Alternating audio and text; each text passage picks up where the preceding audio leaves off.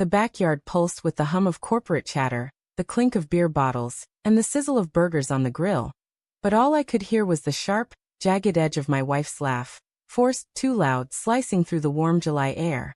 Sarah stood by the picnic table, her sundress fluttering in the breeze, her smile a mask that didn't reach her eyes. She hadn't looked at me in 20 minutes.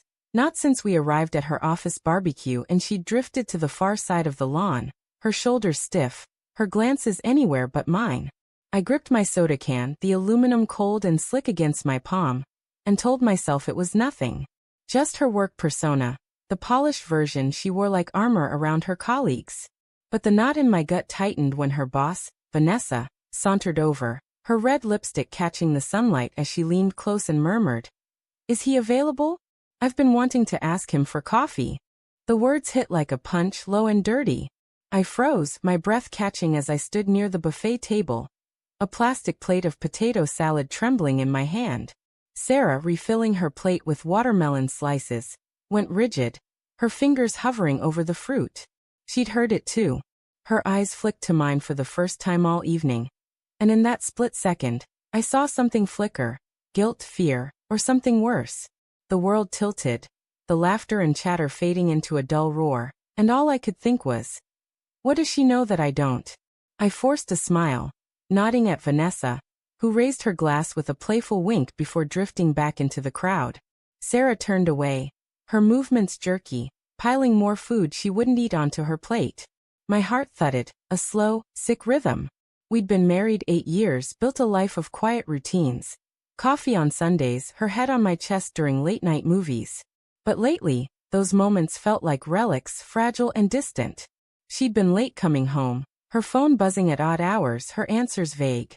"Work's crazy," she'd say, her voice flat, her eyes avoiding mine. I'd swallowed it, told myself it was stress, not secrets.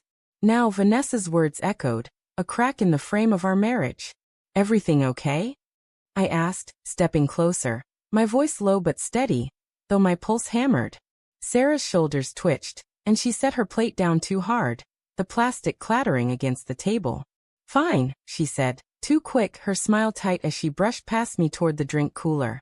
Her perfume lingered, sweet and sharp, the same scent she'd worn since our first date. I wanted to grab her arm, demand answers, but the crowd pressed in, colleagues laughing, kids chasing each other with sparklers.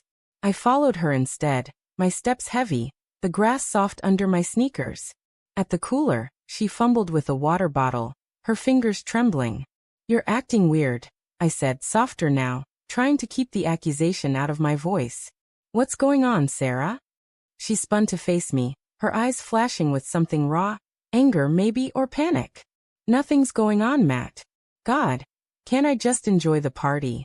Her voice was sharp, a blade wrapped in velvet, and it cut deeper than I expected. She'd never snapped like that, not in public.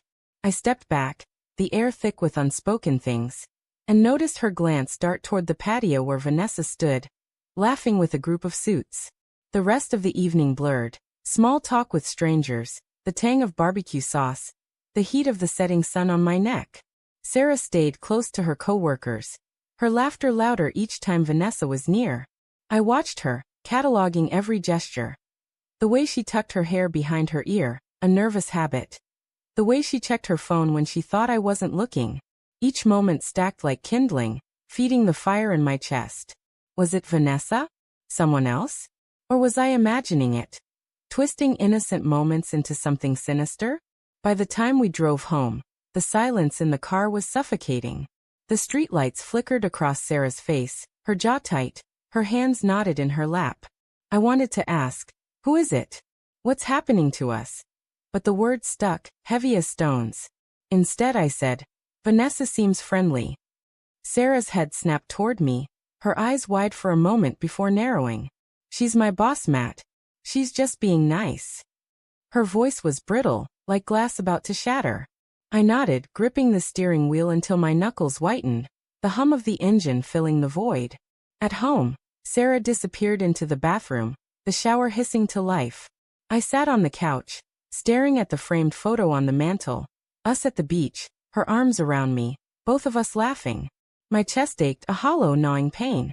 Her phone sat on the coffee table, Screen dark but alive with possibility. I'd never checked it before, never wanted to be that guy. But Vanessa's voice echoed, "Is he available?" And Sarah's flinch at the buffet table played on a loop in my mind. My hand hovered, then closed around the phone.